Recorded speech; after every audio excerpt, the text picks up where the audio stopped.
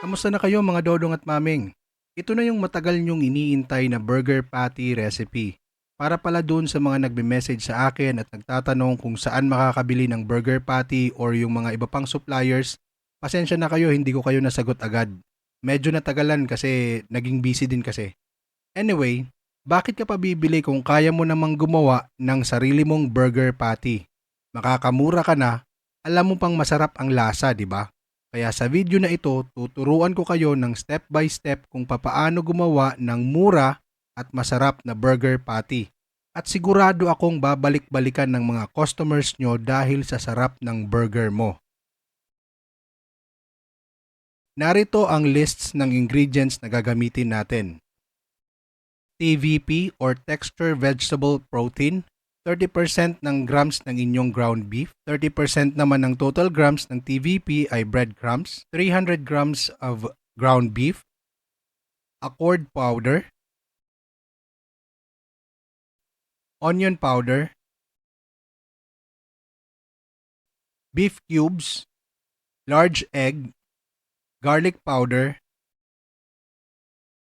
at pink salt, pati na rin ground black pepper.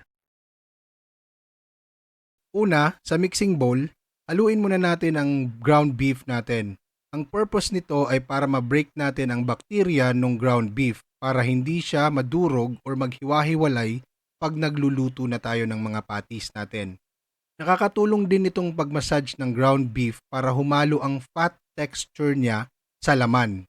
By the way, step by step pala to kaya make sure na panoorin mo talaga ang pagkakasunod-sunod ng bawat ingredients para makuha mo talaga ang best result. Moving on, pag nakita mo na yung mga nag-strings na mga ugat or medyo malagkit na siya, ihalo mo na yung accord powder. Makakabili ka nito sa mga groceries at pwede rin sa online. Ang gamit naman nito ay ito yung magiging binder natin sa ground beef or ground meat natin para ma-retain yung color at flavor ng meat.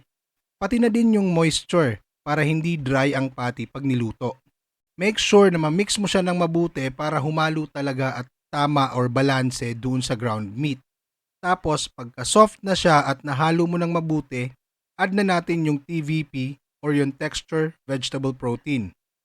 30% ng total grams ng ating ground beef na ginagamit. So, sa recipe na to ngayon is 300 grams of ground beef. So, ang grams ng ating TVP is 90 grams. You can push it to 35 to 40% pero mag-a-adjust ka sa salt kasi magiging sobrang tabang naman ang patty mo. Ito din ay yung magiging alternatives natin sa meat or extender. Make sure na bago mo ito ihalo ay ma-hydrate mo muna or mabasa mo muna ng tubig kasi pag binili mo to, dehydrated to. So darating to sa'yo coming from the grocery or makikita mo to sa grocery or binili mo online, medyo matigas siya. So pag hinalo mo siya agad, magiging matigas or magkakaroon ng bits ang patty. Kaya dapat, nabasa mo na ng tubig or na-hydrate mo na siya bago mo siya ihalo. Healthy din ito kasi madalas ito yung ginagamit ng mga vegan as an alternative sa mga meat nila. Kaya kung gusto mong gumawa ng vegetable burger patty, pwede mong itong gamitin. Ang TVP pala ay gawa sa soybeans but it can also be made from other ingredients like wheat, oats, at kung yung iba pang vegetables. Ito yung ginagamit natin para mas mura ang puhunan ng patty unlike sa ibang burger patty na meaty kaya nakakaumay ang lasa. With TVP, healthy na ang burger patty mo, mas mura pa siya. Low cost so mas mataas ang profit mo. By the time na mahalo mo na siya mabuti, medyo bibigat na ang mix mo because of the TVP. Pwede na din natin ihalo ang pink salt para hindi naman mamutla ang karne kasi walang kulay ang TVP, brown lang. But be careful din sa paggamit ng pink salt or yung tinatawag nilang curing salt kasi maalat talaga ito, hindi ito katulad ng mga traditional salt natin. So kailangan ang gamit mong pink salt ay konti lang talaga para lang ito magkakulay yung ating patty and at the same time ma-cure yung meat. At remember, kahit anong niluluto natin, pag gumamit tayo ng salt, it removes moisture. Sa steak man yan or barbecue, pag nilalagyan na natin ng salt, nagiging dry siya. So dapat alalay lang. Sa usual burger patty na ginagawa ko is ang ratio niya is 1 teaspoon every 150 grams of meat or 1 teaspoon every 300 grams of meat. Kasi pwede ko naman lagyan ng salt in case magkulang siya or maging matabang siya pag niluluto ko na yung burger patty. Mas maganda na ang kulang sa salt kesa maging sobrang alat ng patty, di ba? Make sure ulit na mahalo mo ng mabuti para ma-absorb talaga ng meat ang TVP at pati na rin yung ating curing salt. Bago ang lahat, kung hindi ka pa subscriber sa channel na ito or hindi ka pa follower sa channel na ito, subscribe ka na at follow ka na dahil mag-a-upload tayo dito araw-araw ng recipe at business ideas. Pwede ka na din sumama sa amin ni Maming tuwing namamasyal kami, di ba? At magkaroon ka ng idea kung saan ka pwedeng mag-travel at mag-enjoy kasama ang pamilya. Share mo na din ito mga dodong at maming para makatulong tayo dun sa iba na naghahanap na pwede nilang gawing negosyo. So moving forward, pag nahalo mo ng mabuti yung ating TVP, meat, curing salt, pwede na natin ihalo ang 1 tablespoon ng onion powder. Siguro nagtatanong ka kung pwedeng gumamit ng fresh onion. Pwede naman, pero mas maganda kasi ang onion powder kesa sa fresh onion dahil mas matagal ang shelf life ng patty mo. And pag niluto siya, hindi siya nasusunog katulad ng fresh onion. Dahil pag nagluto ka ng burger patty, sigurado naman sa high heat or kailangan lutong-luto. Pag nasunog ang fresh onion, nagiging mapait ang lasa nun. Kaya lumalasa din yon sa burger patty mo. At mas mura siya dahil ang isang 1 tablespoon or isang tablespoon ng onion powder ay katumbas siya ng 1 medium size na sibuyas. Which is pag kung namamalengke ka, alam mo ang presyo ng sibuyas ngayon. Sobrang mahal. Kaya gumamit ka na lang ng powder instead of fresh onion. Next is the garlic powder. 1 tablespoon garlic powder din ang gagamitin natin dito. Same principle din siya. Pag fresh garlic ang ginamit mo at nasunog ito habang niluluto mo ang burger patty, nagiging mapait din siya at hindi siya magandang tingnan doon sa burger patty. Kaya instead of fresh garlic, might as well gumamit ka na lang ng garlic powder. So ihalo mo na din siya at make sure na ma-mix mo ng maayos para pantay or balance ang lasa. Then add na natin ang breadcrumbs. So ang ratio ko sa kanya is kung anong grams ng TVP is 30% nun ay breadcrumbs. So for example, kung meron tayong 90 dito, i-multiply mo na lang siya ng 0.30, ganun ang timbang ng breadcrumbs mo. Extender din ang breadcrumbs. Ang purpose naman nito ay para magkaroon ng crispy-like texture yung patty. Hindi naman maganda yung sobrang lambot na parang mushy yung lasa ng patty or yung parang texture niya. Hindi sobrang lambot na parang wala ka nang nararamdaman na patty habang kumakain ka ng burger na gawa mo, diba? After nan, mag-add na tayo ng pepper.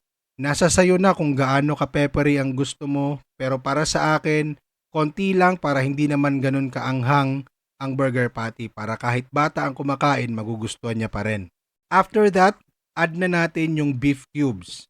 Ang purpose ng beef cubes is to enhance the flavor of the beef. Para ka lang nagluluto ng adobo or nagluluto ka ng mga kaldereta, di ba? We put beef cubes para mag-enhance siya ng flavor.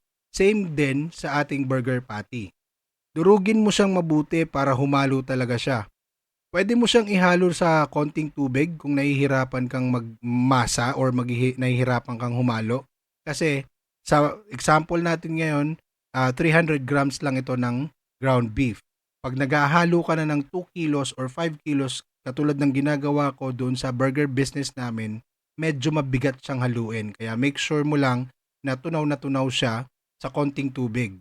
At you have to make sure na wala ka nang nakikitang mga bits ng beef cubes. Kasi pag hindi magandang pagkakahalo at niluto mo yung patty at nandun siya, medyo magiging maalat. So tapos ilagay na natin yung pinaka-binder natin sa lahat. Ito yung itlog. Isang large egg lang for this recipe. Kung gagawa ka naman ng mas maraming burger patties, ang ratio ko dito is every kilo is equivalent to 1 egg. But since wala naman tayong 1 kilo, kaya ox lang isa. Sa huli natin nilalagay ang egg dahil meron siyang liquid texture. Makakatulong din siya na mahalo yung iba pang mga ingredients sa meat, pati yung beef cubes na matunaw. Kung mapapansin nyo mga dodong at maming na moist talaga ang patty natin dahil to sa accord and pati din sa egg na nilagay natin. Pag nahalo mo na lahat ng ingredients sa isang bowl, pwede mo na siyang i-portion. Yung palang plastic wrapper na gagamitin ko dito mga dodong at maming is 4x12 lang na ice wrapper. Hinati ko lang ito into 4 para mas mura kaysa sa bibili pa ako online or sa tindahan na nagkakahalaga ng 2 or 3 pesos yung isa ng burger wrapper. Anyway, dapat meron ka ring timbangan para consistent or pare-parehas ang timbang ng patties mo. Pati na din yung mga ingredients. Isa sa mga secret to success ang pagiging consistent ng burger patties mo para kung ano yung natikman ng customers mo ngayon, parehas pa din na matitikman nila kinabukasan or next time na bumili sila. So sa normal buy one take one na burger is ang kadalasan na timbang niyan is 30 to 35 grams. Pero yung sa amin kasi premium burger siya, so nasa 60 grams siya and ang price ng selling namin yan is 80 pesos yung naka-assemble na, 80 to 90 pesos. So sa recipe na to, nakagawa ako ng 15 pieces na burger patties. At ang naging puhunan niya all in all sa ingredients is 200 pesos. So kung i-divide natin 200 divide 15, lumalabas na 14 pesos ang puhunan ng bawat burger patty. And that is 60 grams. Pero kung ang gagawin mo is for buy one take one na burger patty, 30 grams lang siya. So lalabas siya na 7 pesos unlike sa mga nabibili is parang 8 to 13 pesos each kung hindi ako nagkakamali ang puhunan doon. Tapos, hindi ka pa sigurado kung masarap siya. Kaya itong burger patty natin dito na ginawa, perfect talaga to sa'yo, Dodong at Maming. Kasi masarap na, sigurado akong babalik-balikan ito ng mga customers mo. Gumamit din ako dito ng molder para mas maganda at pantay-pantay ang kapal ng patties. Kasi pag niluto mo siya at hindi pantay-pantay ang kapal, yung kabila sunog, yung kabila hilaw. Pero kung wala ka naman nito, pwede ka din namang gumamit ng platito or kahit anong molder na pwede mong magamit na nasa bahay nyo mga dodong at maming. Pero kung gusto mo naman maganda talaga ang kalabasan ng burger patties mo, marami nitong na-order sa online, mura lang naman siya. Ang bili ko dito sa ginagamit ko ngayon parang nasa 60 pesos lang. Maginhawa rin kasi siyang gamitin lalo na kung ginagamit mo sa negosyo. Siyempre, hindi ka naman gagawa ng 15 pieces lang, di ba? Sa burger business namin, nasa hundreds ang ginagawa kong patty everyday. Kasi sobrang sarap niya, lagi siyang sold out. Kaya ang ginagawa ko, dinadagdagan ko na lang. Imagine kung gagamit ka ng platito, napaka-hassle nun. Kaya 60 pesos lang naman, pwede na, di ba? Kung gusto mo namang matuto kung papaano ang tamang pagmamarket at tamang pagpapatakbo ng burger business mo para hindi malugi, nasa baba ang link para mapanood mo kung papaano ang tamang pagpapatakbo ng isang burger business. Pati na din yung tamang pagkukosting kasi pinakamahalaga sa lahat, Dodong at Maming, is yung tamang costing. Ayaw naman natin maging overpriced at ayaw naman nating maging underpriced yung ating mga produkto or ang ating burger. Kasi pag overpriced, walang bibili. Pag underpriced naman, huwag ka na lang magnegosyo kasi lugi ka, diba? Pag na-mold mo na siya lahat, make sure na ilagay mo muna siya sa freezer para makarest ang meat. Nakakatulong din ang pag-freeze sa patties na ma-absorb ng meat ang mga ingredients natin. Kung meron ka pang ibang katanungan, comment ka lang at sasagutin natin yan. Salamat sa panonood. Sana ay makatulong to sa iyo mga dodong at maming sa inyong burger business at huwag kakalimutan mag-subscribe at mag-like and share na rin para makatulong din tayo sa iba. At para na din mas marami pa tayong ma-upload na mga cooking, travel, and business idea. Hanggang sa muli, Dodong at Maming. Goodbye!